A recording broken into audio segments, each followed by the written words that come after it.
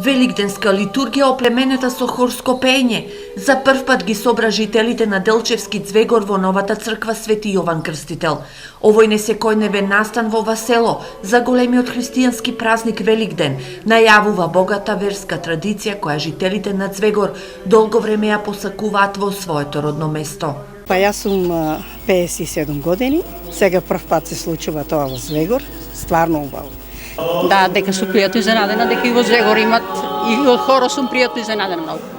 Дека имат и хора, и црквата е убава. Се сило имат и луѓе, посетеност имат све. По прв пат доодат тие. Се по еден поп доодиш. Црковниот хор од црквата Свети Илија од Скопје го довеле членовите од црковниот одбор од Звегор со цел да се збогати преснувањето на Великден. Како црковен вокален ансамбл, прв пат имаме прилика да пееме и уживаме во мирот и спокојството што ги дава Звегор. Географски мало место, но со големи луѓе и на Бога посветени верници. Јас би сакала да се заблагодарам на овој народ тука од Звегор, што беше и наша иницијатива, меѓутоа и на ваша покана, што не удостоивте, нели? Ние исто така присуствувавме на една служба на еден од најголемите, туку најголем христијански празник, Христово воскресение.